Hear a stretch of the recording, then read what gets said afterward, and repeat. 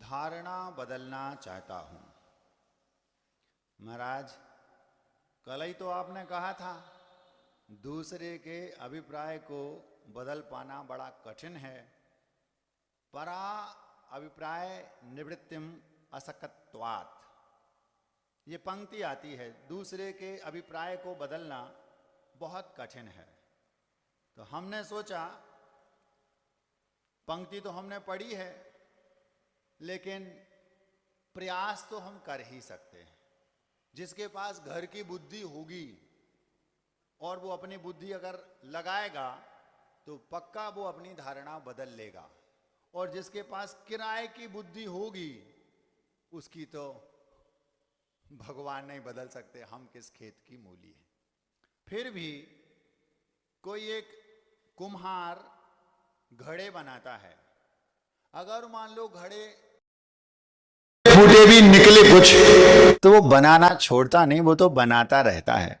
हमारा भी यही काम है। गुरुदेव ने कहा है तुम्हारा काम तो है धारणा बदलने का प्रयास करना, सच सबके सामने रखना, समझ में आए उन्हें तो ठीक, जिसको बदलना हो बदल जाएंगे।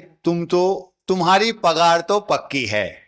जैसे कोई टीचर कॉलेज में या अथवा स्कूल में स्टूडेंट्स के सामने अपनी बात रख रहा है, उन्हें पढ़ा रहा है। अब स्टूडेंट पढ़ रहे कि नहीं, समझ रहे कि नहीं, अथवा क्लास में आ रहे कि नहीं, उस टीचर की पगार तो पक्की है, उसको उससे कोई फर्क नहीं पड़ता। आ गए तो पढ़ा दिया, नहीं आए तो कोई बात नहीं, उसकी सैलरी तो मिलेगी।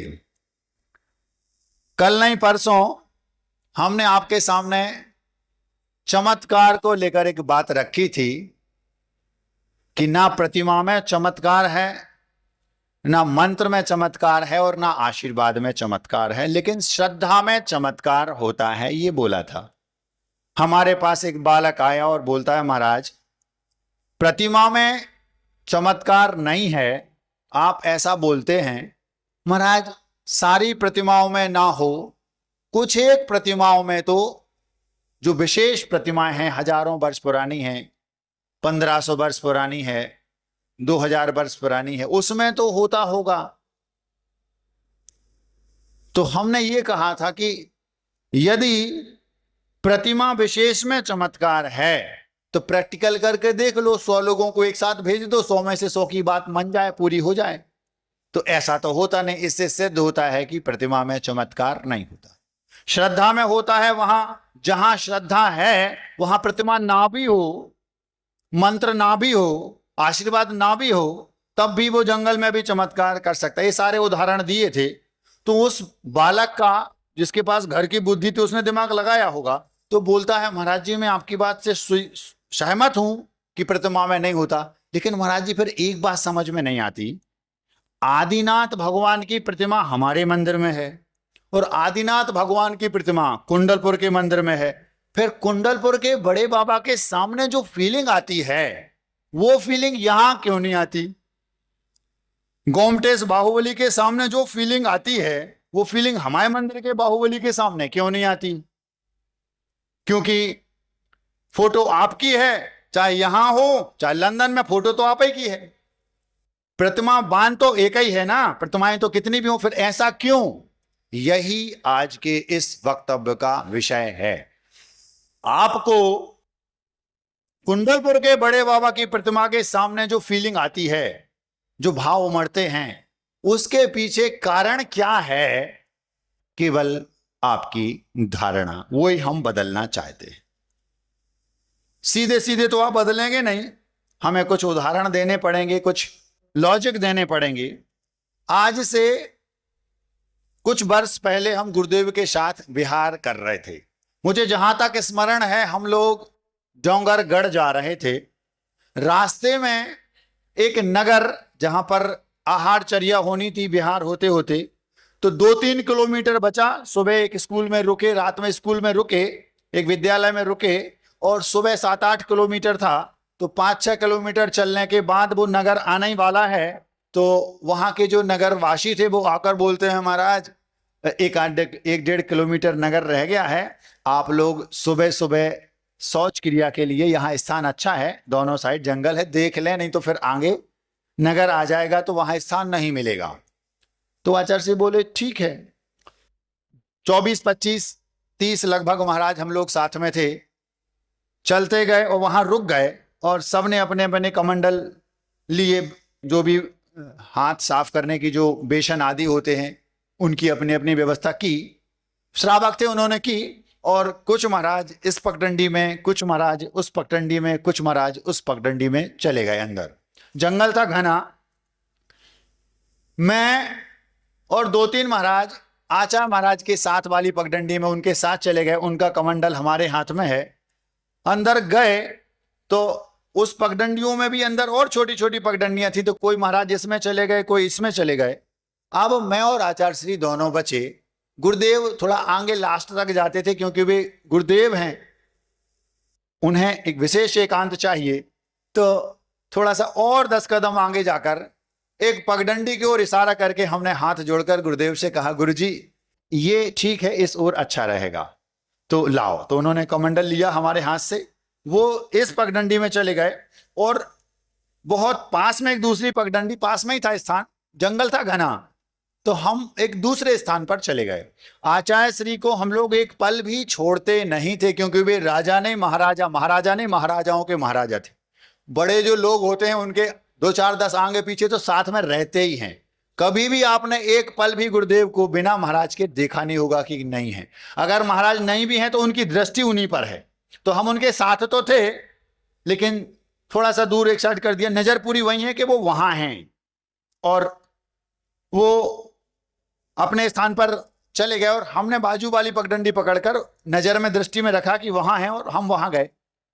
दोनों महाराज हम थे, आचार्य श्री और में सबसे लास्ट में। अचानक वहां पर एक ग्वाला आ रहा होगा। मैं शुद्धि करने के बाद एक शिला पड़ी थी उस पर बैठ गया, इस अपेक्षा से कि 1-2 मिनट में गुरुदेव आने वाले हैं, तब तक अपन बैठ लो। वहां ठंडी हवा चल रही थी, धूप भी नहीं थी, और बहुत अच्छा खुशनुमा प्राकृतिक वातावरण था, बहुत अच्छा लग रहा था। तो हमने कहा 2 मिनट का समय मिला है, इसमें ही शांति से 2 मिनट बैठ लो, जितनी देर में गुरुदेव आएंगे तब तक बैठ लो। इतने में वो ग्वाला मेरे पास आया और साष्टांग नमोस्तु करता है। नमोस्तु नहीं बोला, उसने कहा बाबा जी प्रणाम। मैं समझ गया ये जैन नहीं है, और वो तो ग्वाला था तो स्वाभाविक है। वो बोलता है बाबा जी प्रणाम, बाबा जी आशीर्वाद दे दो, बहुत परेशान हैं। हमने कहा हाँ हाँ घबराओ नहीं, आचार्य जी जैसा सिखाया वही हम लोग करते थे। तो जैसे आचार्य जी बोलते हाँ घबराओ नहीं है आशीर्वाद, हमने दोनों हाथों से उसको हृदय से, हाँ घबराओ नहीं आशीर्वाद, बाबा जी बहुत परेशान है, बाबा जी आशीर्वाद दे दो। अब वो हमसे बात कर ही रहा था और आंखों में उसके जो श्रद्धा थी वो बड़ी अनोखी थी। उसको लगा कि ये, वो समझ रहा था ये तो नागा बाबा है, समझ में आ गया। उसको ये नहीं मालूम कि कौन श्रमण सागर, कौन औचित्य सागर, कौन कौन, कुछ नहीं। उसको तो क्या मालूम, नागा बाबा हैं। बस बाबा जी आशीर्वाद दे दो, बहुत परेशान है, उसने इतना कहा। इतने में पीछे से गुरुदेव आ गए। जैसे आचार्य श्री आए, हम खड़े हुए, उनका पास में जल्दी से पहुंचे, कमंडल हाथ में लिया। तो वो ग्वाला, उसको नहीं मालूम कि इस सदी के महानतम दिगंबर आचार्य गुरुदेव विद्यासागर जी हैं। वो क्या समझ रहा है, वो समझ रहा है जैसे आपके घर में कोई एक यंग लड़का होता है और कोई एक वृद्ध दादाजी। तो स्वाभाविक है कि दादाजी मान लो चलने को तैयार हुए तो बच्चा जाके उनका हाथ पकड़ लेता है, दादाजी हम अंदर ले चल रहे हैं। उसने सोचा कि जे इनके साथ के कोई बूढ़े बाबा जी हैं, इन बूढ़े बाबा जी को, ये अभी यंग हैं उस समय, अभी तो हमारी दाढ़ी सफेद हो गई, अब हम बूढ़े हो गए। 7-8 साल पहले थोड़े बूढ़े नहीं थे इतने, अब तो ज्यादा बूढ़े हो गए, एकदम ही एंड ही चल रहा है। उस समय एकदम शुरुआत थी। हाँ, इस सभा में कुछ लोग ऐसे बैठे 80 साल के हो गए, वो कह रहा है अभी तो मैं जवान हूं। महाराज आप 40 में कह रहे बूढ़े हो गए। बूढ़ों की ही दीक्षा होती है। हमारी जिस दिन दीक्षा हुई थी हम उस दिन बूढ़े हो गए थे, क्योंकि बच्चों की दीक्षा होती नहीं। अब वो समझ रहा है, वो ग्वाला समझ रहा है कि मूल बाबा जी तो हम हैं और जे बूढ़े बाड़े साथ में दादाजी हैं, इनके दोनों नागा बाबा हैं, लेकिन मूल बाबा कौन है, मैन बाबा जी तो जे ही है। मतलब वो मुझे समझ रहा है मूल बाबा जी मुखिया, और उन्हें समझ रहा है साथ ही बूढ़े बाड़े वृद्ध। अब आचार्य जी तो वृद्ध शरीर की अपेक्षा हो ही गए थे। हृदय से तो वो 20 वर्ष के थे, लेकिन शरीर तो शरीर है। झुर्रियां आ गई थी गालों पर, तो लगने लगा, उसको लगा कि ये वृद्ध दादाजी हैं, इन्हीं के साथ के बाबा जी हैं बूढ़े बाड़े, और जे मूल बाबा जी जे हैं। लेकिन कमंडल ले लिया, रास्ता दिखा रहे, चलिए, हाथ वो कर रहे, विनय कर रहे, तो उन्होंने सोचा बड़े लोगों की विनय तो कौन नहीं करता। अथवा वृद्ध हैं तो जैसे लाठी पकड़ लेते ना आप, ऐसे ने कमंडल पकड़ लिए, चलिए इनकी ये सहारा दे रहे हैं। अब वो रास्ते भर जब तक हम लोग वहां 100 मीटर अंदर घुसे थे, अंदर से बाहर तक मेन रोड पर नहीं आए, तब तक वो ये समझ रहा है कि मूल बाबा जी जे ही हैं और आचाश्री तो जे बूढ़े वाड़े। और वो हमसे बात कर रहा, हमें वो ऐसे हमें नमोस्तु कर रहा है जैसे आप आचाश्री को करते थे, और आचाश्री को ऐसे नमोस्तु कर रहा है जैसे आप लोग हमें करते हैं। स्वाभाविक है, आप जैसा नमोस्तु हमें करते हैं, क्या वैसा आचाश्री को करते थे? नहीं। क्यों? उनके लिए अलग ही फीलिंग आती थी, और आना स्वाभाविक भी है, मैं भी होता तो मुझे भी आती। और जैसा नमोस्तु आप उनको करते हैं, करते थे, वैसा आप हमें नहीं कर सकते, कर भी नहीं सकते, हम चाहते भी नहीं कि करें। क्यों? वे महापुरुष थे भाई। तो वो उन्हें ऐसे नमोस्तु कर रहा है जैसे आप हमें करते हैं, और वो मुझे ऐसे नमोस्तु कर रहा है जैसे आप आचाश्री को करते हैं। अब आचाश्री भी सब समझ गए, क्योंकि वे तो इशारों में समझ जाते थे। वो हंस रहे और वो मुझसे बात कर रहा, मुझे लज्जा आ रही कि भैया बाबा जी तो जे हैं, अपन तो सर्किट हैं। मुझे हंसी आ रही, अब कौन समझाए उसको? वो हमारे आगे पीछे चल रहा, बाबा जी ऐसा आशीर्वाद दे दो, बाबा जी कल्याण हो जाए, बाबा जी बहुत परेशान है जी वो। अब मुझे हंसी आ रही, भैया बॉस जी है, इनसे मांगो तो कल्याण होगा, मैं तो खुद ही सिपुल्ली हूं। कोई बात नहीं, रास्ते भर चलते गए, बाहर तक आ गए, 100 मीटर होगा, और जैसे ही बाहर आए, उसकी धारणा क्या बनी है? मूल बाबा जी जे हैं और जे तो बूढ़े बाड़े हैं।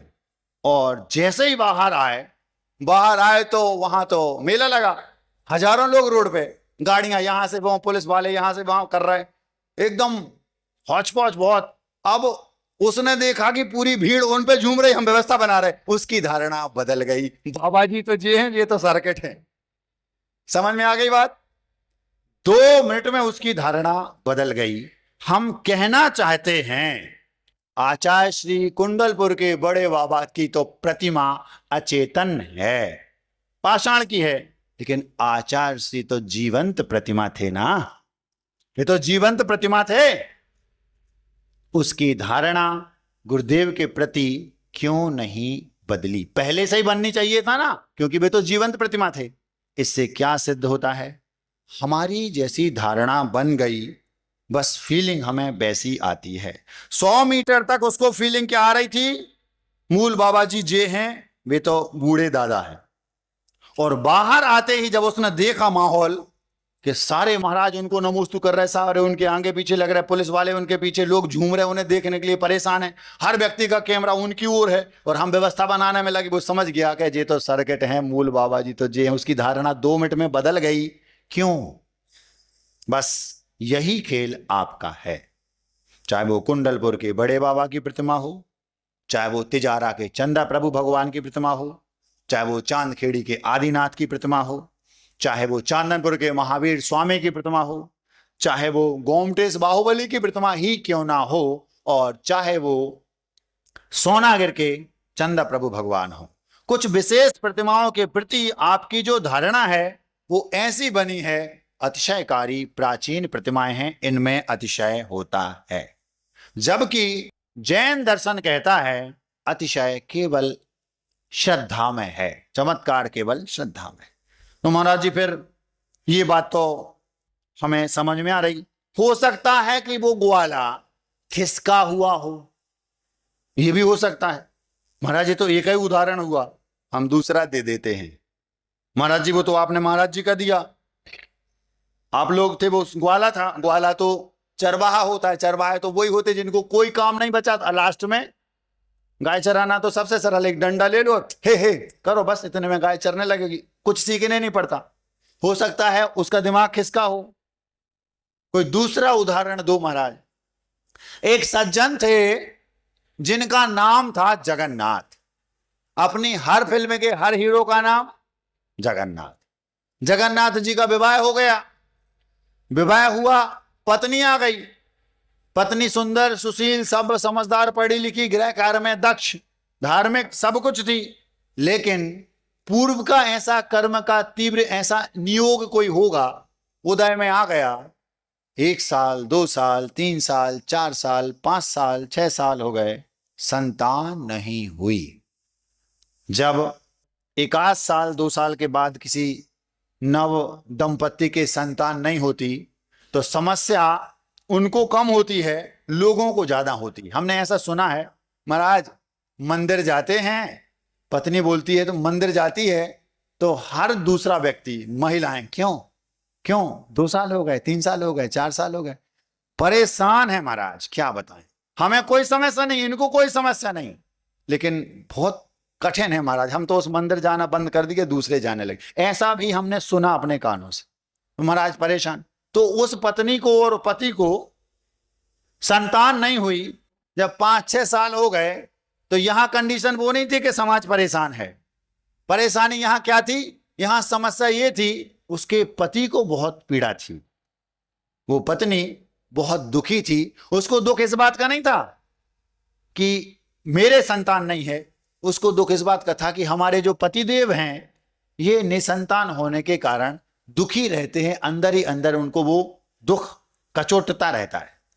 उन्होंने अपने तरीके से सारे प्रेम, आप लोगों जैसे वो किसी चमत्कारिक स्थल पर मन्नत मांगने नहीं गए, क्योंकि वे सम्यक दृष्टि थे, वे जानते थे दुनिया में चमत्कार कहीं होता नहीं, अगर होता है तो हमारे पुण्य से हम स्वयं ही कर सकते हैं, हमारी श्रद्धा के बल पर। ये उनकी धारणा थी, वे कभी कहीं नहीं गए। लेकिन जब 5-6-7 साल हो गए, वो पत्नी सूख रही है, क्यों, उसके पतिदेव दुखी हैं। भारतीय संस्कृति में पति को परमेश्वर कहा है, पति ही उसका ईश्वर है, ऐसी शिक्षा, ऐसे संस्कार भारतीय संस्कृति में दिए जाते हैं। उस पत्नी को इस बात का दुख था कि हमारे पतिदेव बहुत दुखी हैं, कैसे भी इनका दुख दूर किया जाए। आज हमने कई बार अभी पिछले 1-2 सालों में ऐसे 10-20 उदाहरण सुन लिए, किसी पत्नी ने अपने प्रेमी के साथ मिलकर पति के टुकड़े करके नीले ड्रम में रख दिया। हमने कहा ये भारतीय संस्कृति तो नहीं है। किसी ने टुकड़े कर फ्रिज में सेट कर दिया, हमने कहा ये भारतीय संस्कृति तो नहीं है। कोई सेल्फी के बहाने पुल पर जाती है और धक्का दे दिया अपने पति को, ये कौन सी संस्कृति है पता नहीं, भारतीय संस्कृति तो ये नहीं है। अब वो पत्नी बेचारी इतनी दुखी, मेरे पति देव दुखी हैं, उसे इस बात का दुख है। उसने अपनी सखियों से सलाह ली, क्या किया जाए कि इनका दुख दूर हो जाए। एक काम करो, वहां चली जाओ, वहां मन्नत मांगना। बे फालतू, तुम्हारा दिमाग खराब है, दुनिया में कहीं ऐसा होता क्या, होगा तो मैं खुद कर लूंगी यहीं। सम्यक दृष्टि थी, वो समझती थी, उसने कुछ नहीं कहा। 1 से सलाह ली, 2 से सलाह ली, तीसरे से ली, चौथे से ली। जब कई से सलाह ले ली तो उसमें से एक की सलाह उसे जम गई। सुनो, एक काम करो, यदि तुम्हें सही में अपने पति से प्रेम है, प्रीति है और उनका दुख तुमसे देखा नहीं जाता, तो संतान तो तुम्हारे यहां होने वाली है नहीं, ऐसा हमें लगता है अभी। एक काम करो, एक कोई दूसरा उपाय उसने उसके कान में बता दिया, उसको वो बात जम गई। उसका जो मायका था वो ससुराल से दूर था, लगभग 1000 किलोमीटर, 700 किलोमीटर, 800 किलोमीटर दूर होगा। जैसे मान लो यहां से जयपुर है, दिल्ली आदि आदि। उस समय आवागमन के साधन उतने नहीं थे जितने आज हैं। उस समय दूरियां बहुत कहलाती थी, 100 किलोमीटर भी, आज तो 1000-1500 किलोमीटर की दूरी भी रात भर में तय हो जाती, 2000 किलोमीटर की भी। वो पत्नी पति से बोलती है, श्रीमान जी मैं मायके जा रही हूं। और मायके पहुंची, और मायके पहुंच के ही उसने एक पत्र लिख दिया, मैं गर्भवती हूं। पति की खुशी का ठिकाना नहीं रहा। चलो 5-7 साल बाद ही सही, अब हमारे घर में चिराग आ गया। पत्नी ने पहुंचते ही पत्र लिख दिया कि मैं प्रेग्नेंट हूं, गर्भवती हूं, और मैं सोचती हूं कि मैं प्रसूति यहीं से करके आऊं, आप निश्चिंत रहना। दूर था और आपके यहां घर में कोई है नहीं, मैं समय से आऊंगी, देरी से, आप चिंता नहीं करना। पति खुश, कोई बात नहीं, हाँ तुम चिंता नहीं कर, केयर करना अच्छे से, घबराना नहीं, खान पान अच्छा रखना सब। उसने अपना पत्र भेज दिया। अब पत्रबाजी होती रही बार बार, यहां से वहां से वहां, और ये जब 9 महीने हो गए, सूचना भेज दी गई पुत्र की उत्पत्ति हुई है। जबकि था क्या, उसने 9 महीने बाद एक तुरंत का उत्पन्न, कोई पहले से सेटिंग होगी, एक दत्तक पुत्र ले लिया और पति को सूचना भेज दी पुत्र की उत्पत्ति हुई है। नाम आप रख लेना, ज्योतिषी से कुंडली, जन्म कुंडली बनवा लेना, जो कुछ भी जितना होता सब पत्र के माध्यम से हो रहा है। बस 45 दिन जैसे ही हो आप आ जाना लेने। 45 दिन जैसे हुए, 44वें दिन ही वो पहुंच गए। बेटे को देखा तो गदगद, ऐसे लग रहा जैसे पूरे ब्रह्मांड का सुख एक साथ यही मिल गया। अपने बेटे को अपने घर के आंगन में किलकारियां मार मार कर खेल कर देखते हुए एक माँ और पिता को जो आनंद की अनुभूति होती वो अवक्तव्य है। मुझे बड़ा दुख होता है, आजकल के बच्चों को जन्म दिया और वे विदेश में पढ़ रहे हैं और उनके नाती पोते भी वहीं, साल में एक आध बार आगा, एक आध 2 दिन के लिए। आप अपने घर में उदासीन आश्रम बनाकर रह रहे हो और आपको सुख केवल इतना है, हमारा बेटा कैलिफोर्निया में है, हमारा बेटा न्यू जर्सी में है, हमारा बेटा फलाने में है, ढिकाने में है, बस इतना ही खुश है। जबकि अपने बेटे को, अपने नाती पोतों को घर के आंगन में किलकारियां मार मार कर खेलते हुए देखकर जो दादाजी को, माता पिता को आनंद आता है, उसका कोई मूल्य नहीं है। लेकिन आज के दादाजी पिता वे सब अभागे हैं, उन्हें वो सौभाग्य मुश्किल से मिलता है। बहुत कम ऐसे लोग होंगे जिन्हें ये सौभाग्य मिलता है। वो पहुंच गया पत्नी को लेने, जब बेटे को गोदी में लिया तो रोमांच आ गया। जिंदगी यही, इसी के साथ जिंदगी है। बहुत खुश हुआ, बहुत पैसे वाला था, पत्नी को लेकर के घर आया, गांव में उत्सव किया, नगर में, जिस नगर में आया, रेवड़ियां बंटवाई, बैंड बजवाए और पता नहीं क्या क्या हुआ। बहुत बड़े रूप में उत्सव मनाया गया बेटे का। बेटा बड़ा हुआ, स्कूल कॉलेज आदि आदि आदि, जो धीरे धीरे धीरे 17-18 साल का हो गया, कॉलेज की पढ़ाई भी लगभग पूरी होने को है। ये बात उसकी जो एक्चुअल मां थी उसको 1000 किलोमीटर दूर जहां उसने ये सेटिंग की थी उसको पता चल गई। उस समय लिखा पढ़ी नहीं होती थी, आजकल तो लिखा पढ़ी होती है। हम लोग अभी उज्जैन में थे, उज्जैन में एक किसी अजैन व्यक्ति के यहां 2 ट्विंस बेटियों ने जन्म लिया। वे दोनों बेटियां ट्विंस थी, जुड़वा थी, और जो दंपत्ति थी उनके पास पहले से 2 बेटियां थीं। तो उन्होंने व्हाट्सएप पे एक मैसेज डाला, दिगंबर जैन परिवार को हम ये अपनी दोनों बेटियां देना चाहते। किसको? हमने कहा देखो तो उसकी नजर में जैनों की क्या वैल्यू है। अजैन दंपत्ति थी, अभी की घटना है, मुश्किल से 3-4 महीने पुरानी। हम वहीं थे, हमारे पास वो दोनों छोरियों को दिखाने लाए, आशीर्वाद लिया, बोले महाराज ये हमने ली है, ये हमने ली है, दोनों बेटियां जैन। उसने मैसेज डाला, अजैन दंपत्ति थे, उनके यहां पहले से 2 बेटियां थीं, इत्तेफाक से उनके यहां ट्विंस 2 बेटियां और हो गई।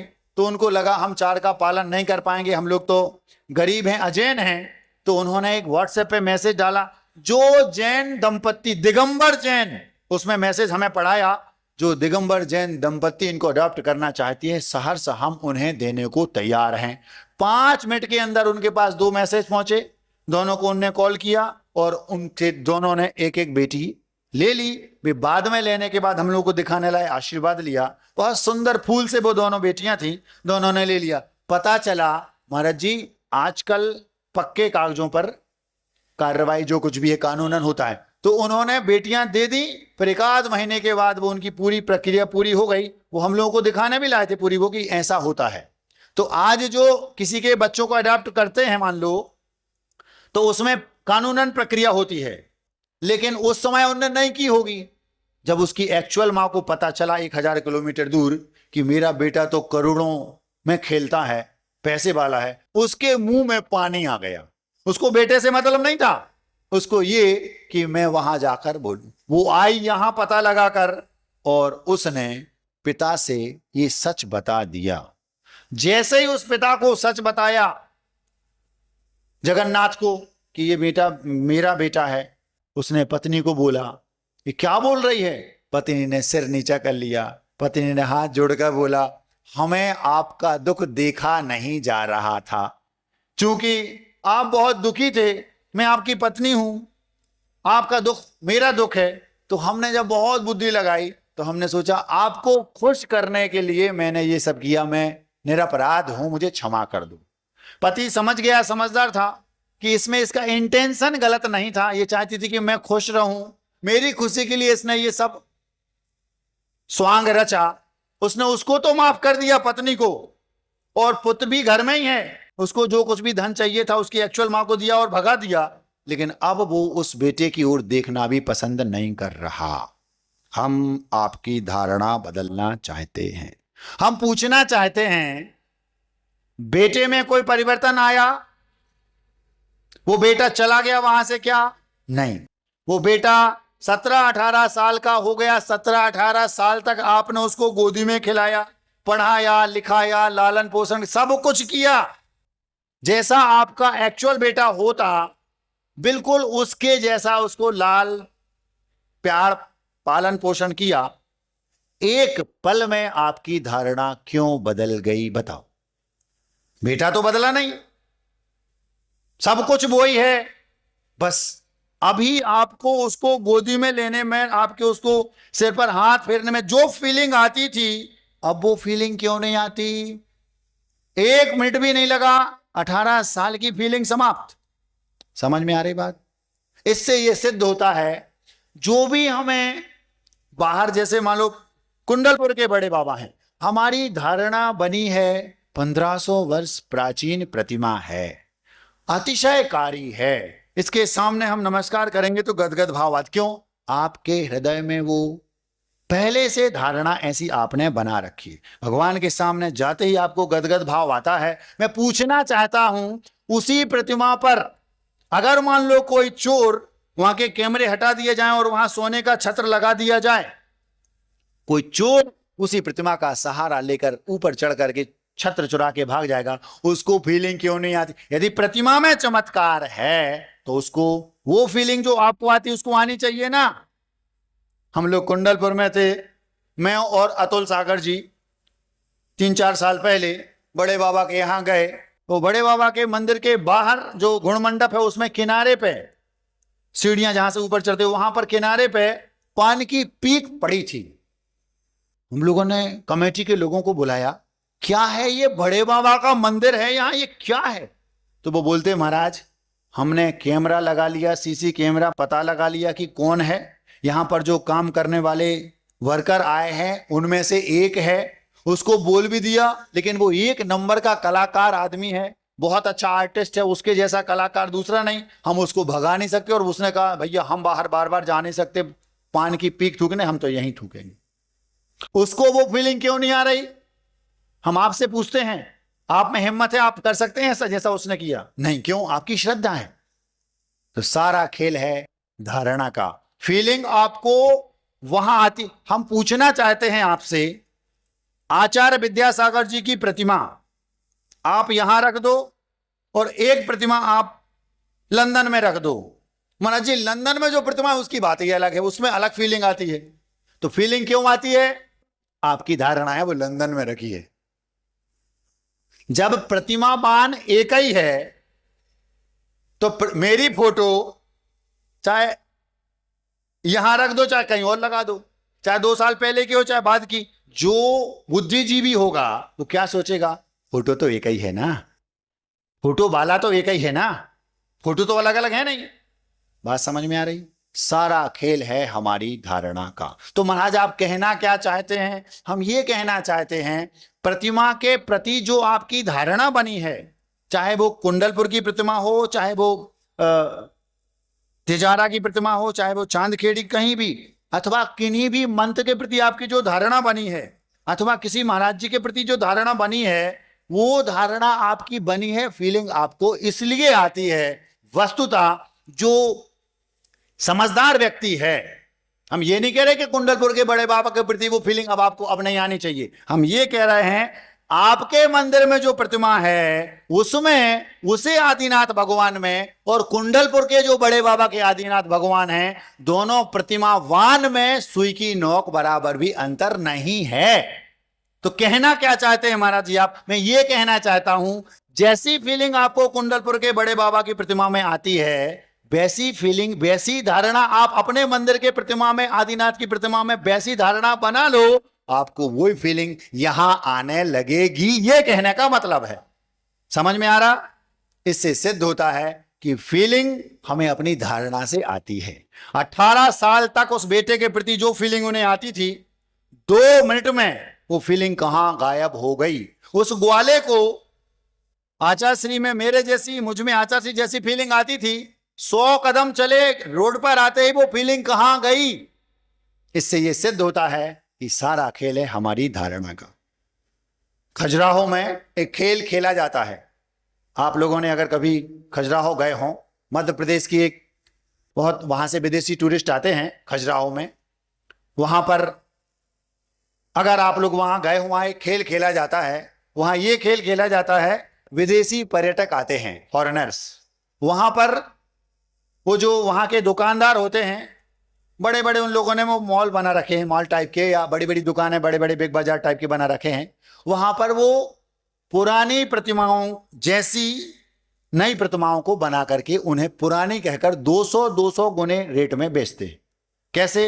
उन्होंने पीतल की एक प्रतिमा बनाई, उसको एक विशेष केमिकल में डाल दिया, महीनों, 15 दिन, जितने भी दिन, अब वो ऐसी दिखेगी जैसे बिल्कुल 2000 वर्ष पुरानी हो। और जो फॉरेनर्स आएंगे उनको विदेशी है 200 गुने रेट में बोलेंगे कि उतने की। क्यों? अगर सही रेट बताएंगे तो वो समझेगा ये तो उल्लू बना रहा है ही नहीं। ऐसे वर्षों से चल रहा है, वर्षों तक चलेगा, ये पुरानी है। हम आपसे पूछना चाहते हैं, अगर कोई एक नई प्रतिमा, और उस प्रतिमा को उस घोल में डालकर वहां वो कह दें कि ये पुरानी 2000 वर्ष पुरानी प्राचीन प्रतिमा है, और आपके मंदिर में रख दें, और आपसे केवल इतना कह दें कि ये प्राचीन 2000 वर्ष पुरानी प्रतिमा है, अतिशयकारी, इतना ही बस कह दें, क्या फीलिंग आएगी आपको? महाराज 2000 वर्ष पुरानी प्रतिमा है, बड़े बाबा के पहले की है महाराज, एक अलग फीलिंग आएगी। जबकि वो प्रतिमा कौन सी है? नई है, अभी की। और यदि माना कि एक 2000 वर्ष पुरानी प्रतिमा को रेनोवेट कर दिया जाए, एकदम घिस पिस के बिल्कुल नया कर दी जाए, अब भी की है और है 2000 वर्ष पुरानी, और आपके सामने रख दिया जाए, आज ही प्रतिष्ठित हुई है, क्या फीलिंग आएगी बताओ? महाराज अभी की नई है।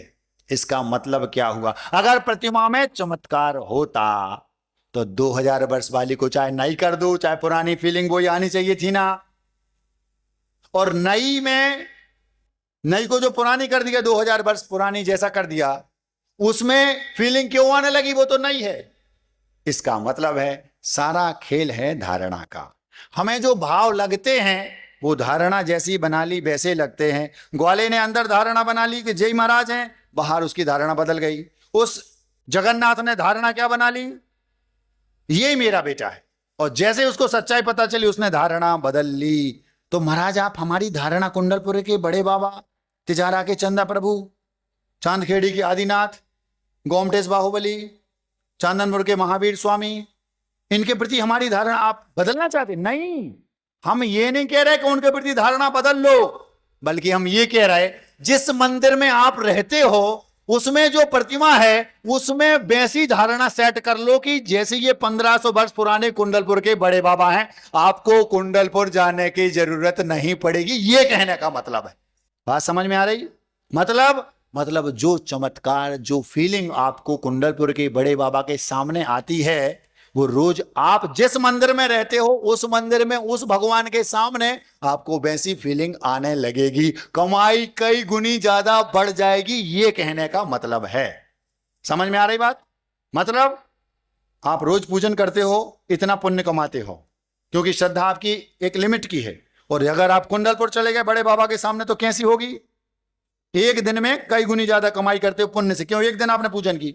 अगर वो धारणा आपने यहां बना ली कि कुंडलपुर के बड़े बाबा में और यहां के आदिनाथ में कोई अंतर नहीं है, वो ही है, और वैसे ही धारणा आपके अंदर से बन गई, केवल माइंड चेंज सेट करना है, तो रोज आपको कुंडलपुर के बड़े बाबा की पूजन से जो कमाई होती थी वो रोज होने लगेगी, कई गुनी ज्यादा कमाई बढ़ जाएगी। ये कहने का मतलब है। समझ में आ रहा? महाराज जी आप तो और दूसरे तरीके से समझाओ, घड़ी तेज चल रही, हम दूसरा उदाहरण देते, दिमाग खराब हो जाएगा। सत्य है, आपने शायद कभी सुना नहीं होगा।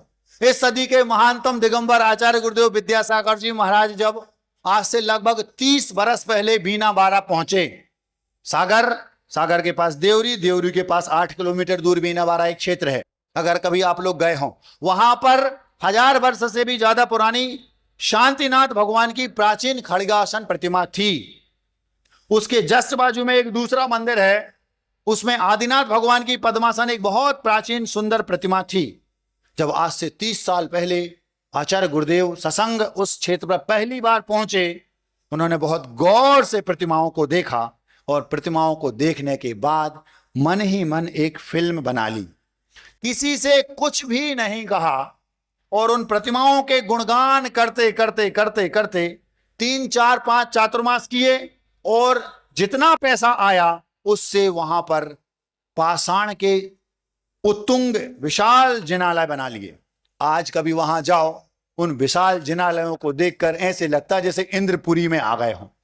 24 बनी है, ऐसी 24 है, उसमें जो प्रतिमाएं हैं उनको देख करके अभी में मुझे रोमांच आ रहा है, ऐसा लगता है वहां जैसे स्वर्ग में आ गए। अब सच्चाई सुनो, वो क्या फिल्म बनाई थी वो उनके मुख से उन लोगों ने, आचार्य श्री ने हम लोगों को बताई, वो सुनो, दिमाग खराब हो जाएगा। बीना बारा में 30 साल पहले जब गुरुदेव पहुंचे, उन्होंने प्रतिमाओं को देखा, देखते ही उनने क्या फिल्म बना ली, वो 30 साल तक अपने दिमाग में भरे रहे, किसी को बताया नहीं। लगभग 25 साल, क्योंकि 4-5 साल तो उसके पंचकर्मा हुए हो गए। प्रतिमाओं के गुण गाए। अतिशय क्षेत्र बीना बारा, वहां पर 2 मंदिर हैं, एक मामा का मंदिर कहलाता है, एक भानेज का।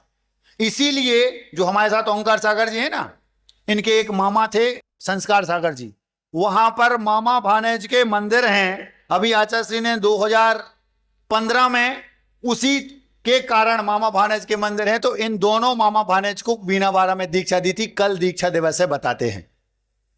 वो कारण वही था, मामा भानेज क्यों दी, क्योंकि यहां मामा भानेज का मंदिर है, ये लोग वहीं के हैं।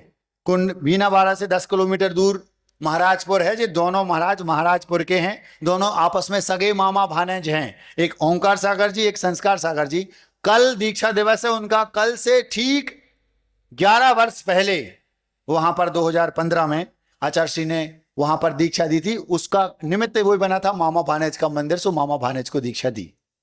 वहां पर जैसे ही आचार्य श्री ने उन प्रतिमाओं को देखा, प्रतिमाओं को देखते ही उन्होंने दिमाग में कुछ सोच लिया, बताया किसी को कुछ नहीं। वो दोनों प्रतिमाओं के गुण गाए। कब? 10-15 साल, 20 साल और 3-4 चातुर्मास किए। जितना पैसा आया करोड़ों, उस पैसे से वहां पाषाण के सुंदर अतिशय कलात्मक मंदिर बनाए।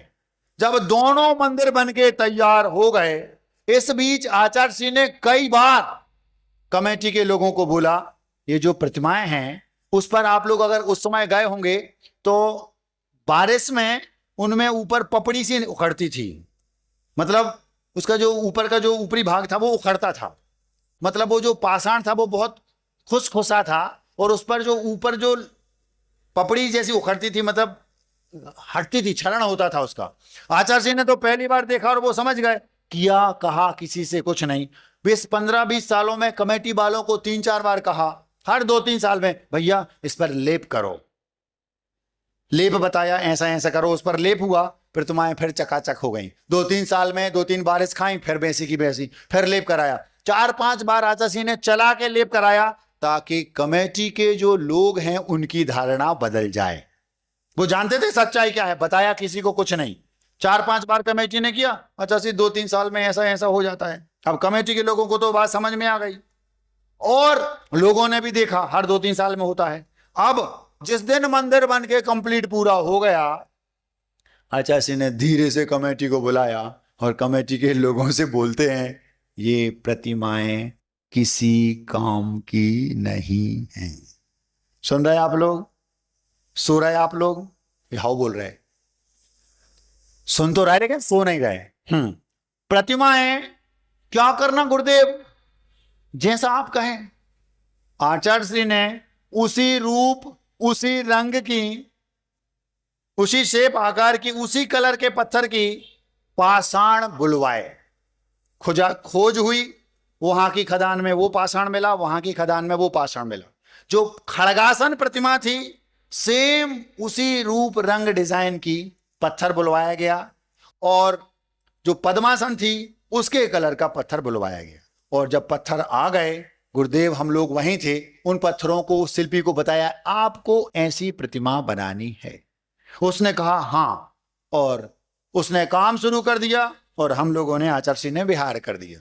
जब बिहार होकर हम लोग कहीं और पहुंचे, प्रतिमाएं कंप्लीट हो गई, चित्र उनके पहुंचे, हू बहू बिल्कुल वैसी, जैसी पद्मासन आदिनाथ की थी वैसी, और जैसी खड़गासन शांतिनाथ की थी वैसी, बिल्कुल। जब वैसी प्रतिमाएं बन गई तो गुरुदेव ने आज्ञा दी, भेजा यहां से प्रतिष्ठाचार्य को, जाओ उन प्रतिमाओं को निष्ठापित कर दो, जो पहले से थी, जो पूज रही थी 1500-1000 वर्ष से, क्योंकि वो तो मिट्टी की थी।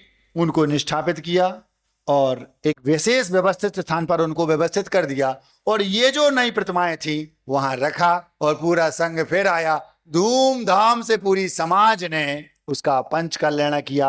आज भी ऐसा लगता है जैसे भी 1500 वर्ष पुरानी प्रतिमाएं हों।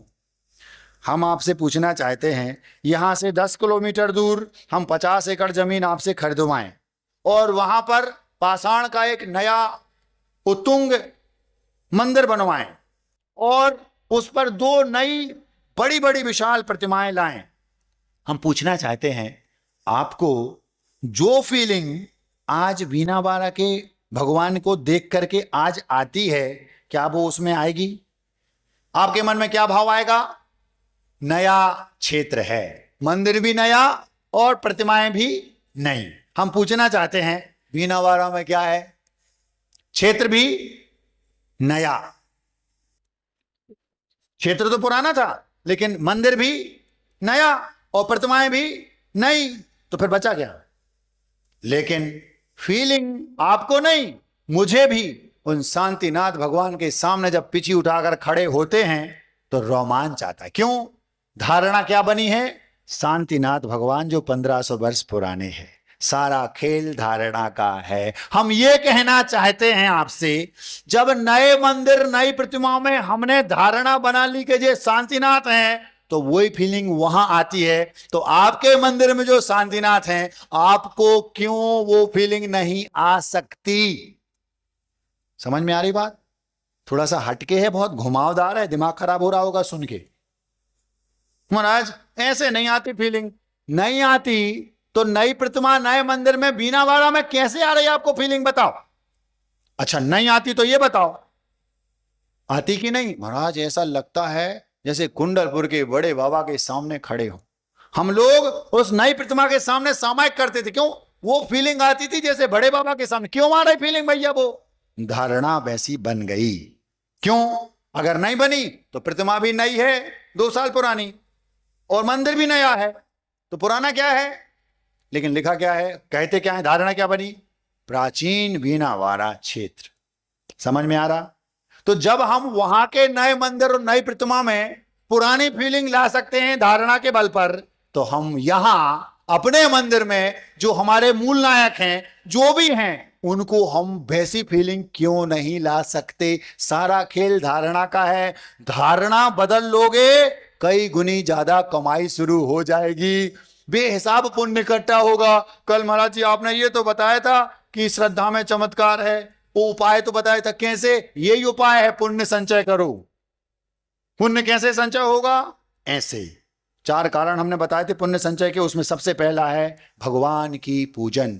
पुण्यम जिनेन्द्र परिपूज्यम साध्य माध्यम, पुण्यम सुपात्र गतदान समुत्थ मन्यत, पुण्यम वितानुचरणात् उपवास योगात्, पुण्यार्थी नाम चतुष्टयम अर्जनीयम।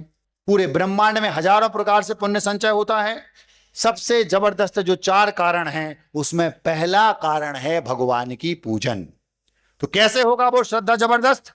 धारणा आपकी जैसी कुंडलपुर के बड़े बाबा की है वैसी यहां बना लोगे, तो जैसा वहां पुण्य इकट्ठा झमाझम होता, रोज तो आप जा नहीं सकते, यहां रोज में ऐसा झमाझम, कई गुना ज्यादा पुण्य रोज इकट्ठा होगा। क्योंकि सबसे पावरफुल पुण्य इकट्ठा होता है आद्यम पुण्यम जिनेन्द्र परिपूजनम। भगवान का पूजन करोगे, जबरदस्त वो पुण्य इकट्ठा होगा, पुण्य से पुण्य बढ़ेगा, पाप कम होगा, अपने आप चमत्कार हो जाएगा। भगवान ने कर दिया, भगवान ने कुछ नहीं किया, तुम्हारी धारणा ने किया, श्रद्धा ने किया। श्रद्धा आपकी वो बढ़ेगी धारणा से, तो धारणा को बदलो, श्रद्धा बढ़ेगी, श्रद्धा से पुण्य इकट्ठा होगा, पुण्य से चमत्कार होगा, आप कहोगे कर दिया। कल यहां लिखा जाएगा चमत्कारी पारसनाथ। क्यों? क्योंकि आपने कर लिया। यही हाल सब जगह का है और कुछ नहीं। 3 दिन से चमत्कार स्पेशल चल रहा था, आज उसको अपन विराम देंगे। बात समझ में आ गई? क्या करना है? केवल हमें अपनी धारणा बदलनी है बस। जैसी उस ग्वाले ने बदल ली, उसका पुण्य इकट्ठा कई गुना होने लगा। जैसी उस पिता ने बदल ली बेटे के प्रति, जिसको वो बेटा मानता उसने बदल ली, उसने नेगेटिव बदली, आपको पॉजिटिव बदलना है। जैसी आपकी फीलिंग बीना बारा के मंदिर के प्रति आती, वैसी जैसी खजुराहो में जो प्रतिमाएं हैं, नई प्रतिमा में पुरानी जैसी, पुरानी में नई जैसी फीलिंग। क्यों? आपको बता दिया गया कि ऐसा है। बस ऐसे ही ठंडे दिमाग से शांति से बैठकर सोच लो, ये जो भगवान हैं, ये भगवान तो 2000-2500 वर्ष पहले चले गए, मुक्त हो गए। उन्हीं भगवान की आकृति है, भगवान के गुण, उसमें तो प्रतिमा बान में तो सुई की नोक बराबर अंतर नहीं है। जगत में जितनी प्रतिमाएं हैं, किसी के भी सामने आप चमत्कार कर सकते हो। आपको ये कला सीखनी है, धारणा बदलनी है बस। एक नई बात, आचार्य विद्यासागर जी के प्रति आपको जो फीलिंग आती थी, क्या कभी उस समय जब घर में थे, जब मुनिराज थे, समय सागर जी आती थी कि नहीं आती? वैसी आती थी? नहीं आती। अब हम इस बात को कहने में जरा सा भी संकोच नहीं करते। आज कुछ ही समय हुआ है, आचार्य समय सागर जी को धीरे धीरे वो आचार्य विद्यासागर जी वाली पुरानी फीलिंग आने लगी। इसका मतलब क्या है बताओ? ऐसा लगता है जैसे समय सागर जी के स्थान पर आचार्य विद्यासागर जी ही आ गए हों। ये क्यों हो रहा बताओ? धारणा बदलने का खेल है। आप लोग धारणा बदल लो, कई गुनी ज्यादा कमाई शुरू हो जाएगी। नहीं तो अब ये तो हो गई धार्मिक बात। महाराज जी व्यवहारिक रूप से भी कुछ बता दो, हम लोग तो संसारी प्राणी हैं। व्यवहारिक रूप से भी सुनो, आपके माता पिता के प्रति आपकी क्या फीलिंग है? हमारे माँ है, हमारे पिता है। और सास ससुर के प्रति क्या है जी? उनके माता पिता। उनके समझते हो? उनके मतलब इनके माता पिता हैं, इनके मतलब श्रीमान जी के। तो यदि आपने अपने माता पिता के प्रति जो आपको फीलिंग आती है, अगर आप अपने माता पिता जैसी धारणा अपने सास ससुर में वैसी बना लो, तो आपको सास ससुर और माता पिता में अंतर ही समझ में नहीं आएगा। जैसे आप अपने माता पिता की सेवा करती थी ना घर में, वैसी सास ससुर में भी बना लो, ये मेरे माँ हैं, ये मेरे पिता हैं, ऐसी धारणा बना लो। झंझट खत्म हो जाएगा सास बहू का और ससुर और बहू का। और एक कदम आगे, महाराज हमारी देवरानी का बेटा है, हमारी जेठानी का बेटा है, बहुत चंचल है, समझदार है, ये है वो है, हमारा ऐसा ही है। हम आपसे ये कह रहे हैं, उन बेटों में मेरा ही बेटा है, ऐसी धारणा बना लो ना, घर में स्वर्ग बन जाएगा घर। खींचतानी क्यों करते हो? समझ में आ रही? बुरा तो नहीं लग रहा? केवल खेल है धारणा का। आप अपनी धारणा को पॉजिटिव बना लो, जहां आपको लगे वैसी धारणा बना लो, वैसा होने लगेगा। और जैसा होने लगा उस अनुरूप आपको फीलिंग आने लगेगी। बस सारा खेल धारणा का है। मानो तो भगवान, नहीं तो पत्थर। समझ में आ रहा? इतना ही आज के इस वक्तव्य का सार है। समय आपका हो गया, 5 मिनट ज्यादा हो गए। हम क्या करें, आपके गांव की घड़ी तेज चलती है। चूंकि आज चातुर्मास का प्रथम दिन है, आपको अभी तक आप लोग बंधे थे, डर लग रहा था महाराज निकल ना लें। हम फ्री थे। आज सुबह होते ही हम दोनों महाराजों ने भगवान के दर्शन पूर्वक भक्तियां पढ़ के, बहुत गदगद भाव से गुरुदेव को स्मरण करके, आचार्य विद्यासागर जी को, शांति सागर जी, वीर सागर जी, शिव सागर जी को, और साक्षात अभी जो वर्तमान में आचार्य समर सागर जी को स्मरण नमोस्तु करके सारी भक्तियां पढ़ के गदगद भाव से चातुर्मास की स्थापना कर ली है। अब अब आप लोग, अभी तक हम फ्री थे, आप बंधे थे, अब आप फ्री हो, हम बंध गए।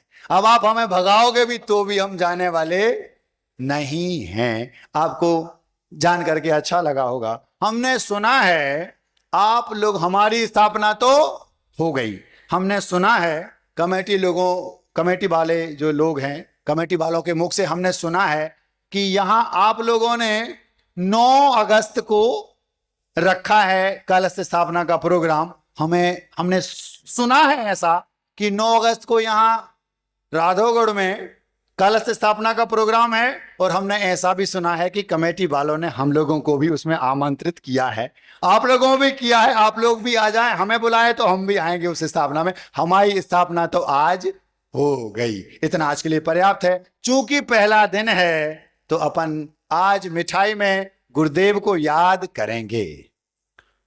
शीर्षक है वो अद्भुत जादूगर थे, फिर मिल जाएं अरमान यही। वो मतलब आचार्य सिंह, वो अद्भुत जादूगर थे, फिर मिल जाएं अरमान यही। मतलब हमारा अरमान यही है कि वो एक बार फिर से मिल जाएं। छोटे मोटे चोर नहीं वो चित्त चुराया करते थे। आप लोग तो सोना चांदी चुराते होंगे, टैक्स चुराते होंगे, वो चित्त चुराते थे, चित्त चोर थे वो, छोटे मोटे चोर नहीं थे। छोटे मोटे चोर नहीं वो चित्त चुराया करते थे, बड़े बड़े धनवान चरण में खुद चढ़ जाया करते थे। उनके चरणों में आप कुछ चढ़ाते हो। जो बड़े बड़े धनवान है ना, धनाढ्य लोग, वे कुछ चढ़ाते नहीं थे, वे खुद उनके चरणों में चढ़ जाते थे। गुरुदेव आप ही के हैं, हम बताओ क्या करना है। छोटे मोटे चोर नहीं वो चित्त चुराया करते थे, बड़े बड़े धनवान चरण में खुद चढ़ जाया करते थे।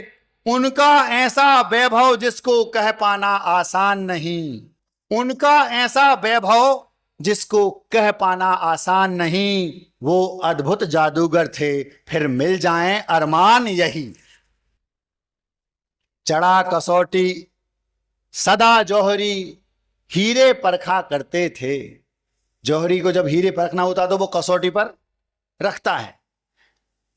चढ़ा कसौटी सदा जौहरी हीरे परखा करते थे, वो थे अदब जौहरी छू के कांच को हीरा करते थे। जौहरी लोग हीरे को कसौटी पर रखते हैं और फिर कहते हैं ये हीरा है, लेकिन वे ऐसे अनोखे जौहरी थे, वे कांच को छूते थे, जिस कांच को छू लिया वो हीरा। हम नीचे बैठे थे, कांच थे, उन्हें उठाया, जमा लिया। कौन? विद्यासागर पब्लिक लिमिटेड, अब हीरा बना दिया। थे कांच का टुकड़ा, क्यों? छू लिया उनने। जौहरी तो हीरे को हीरा घोषित करता है, वे जिस कांच को छूते थे वो हीरा बन जाता था। ऐसे जौहरी थे वो। चढ़ा कसौटी सदा जौहरी हीरे परखा करते थे, वो थे अजब जौहरी छू के कांच को हीरा करते थे।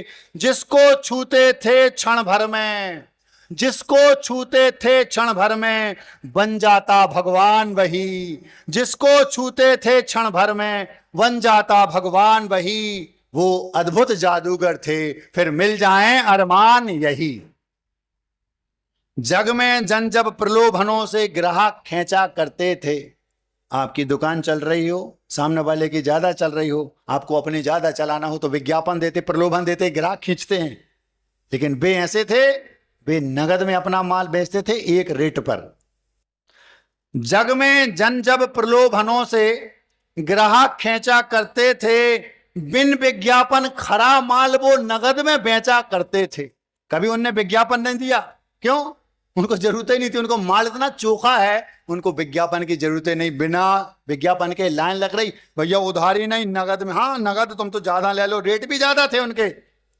धड़ल्ले से दुकान चलती थी, क्यों? माल खरा था, चोखा। जग में जन जब प्रलोभनों से ग्राहक खींचा करते थे, बिन विज्ञापन खरा माल वो नगद में बेचा करते थे। पूर्ण भरोसा था लोगों को, पूर्ण भरोसा था लोगों को मिलता है सामान सही।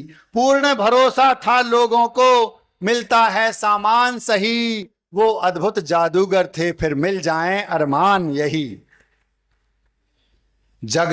जब जग में पहचान बनाने दुनिया भूखी प्यासी थी।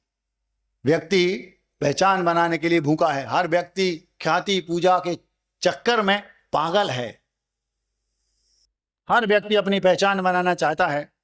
जब जग में पहचान बनाने दुनिया भूखी प्यासी थी, तब ख्याति व कीर्ति उनके श्री चरणों की दासी थी। लोग ख्याति के पीछे भागते हैं, कीर्ति के पीछे भागते हैं।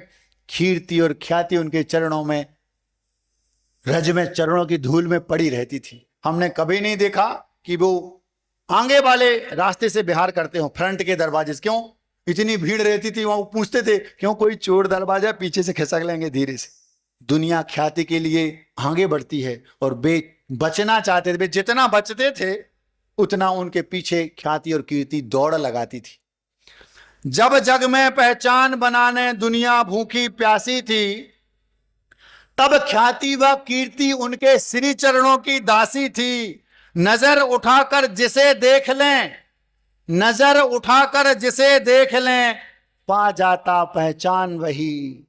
नजर उठाकर जिसे देख लें, पा जाता पहचान वही। वो अद्भुत जादूगर थे, फिर मिल जाएं अरमान यही।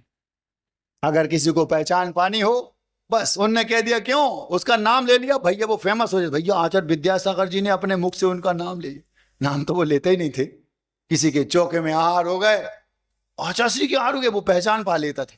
बिहार कर रहे थे, एक पत्थर पर बैठ गए किसान, वो पत्थर बेचने को तैयार नहीं। भैया पैसा बोल कितना, बेचूंगा नहीं। ऐसा हाल था उनका। तीर्थंकरों जैसा पुण्य था, हमने अपनी आंखों से देखा है। हमने अपनी निज आंखों से उनका वैभव देखा है। हमने अपनी निज आंखों से उनका वैभव देखा है। दिया जिसे आशीष उसी की बदली किस्मत रेखा है। हमें उन्हें एक बार विदिशा में आशीर्वाद दिया, अपनी तो जिंदगी बदल गई।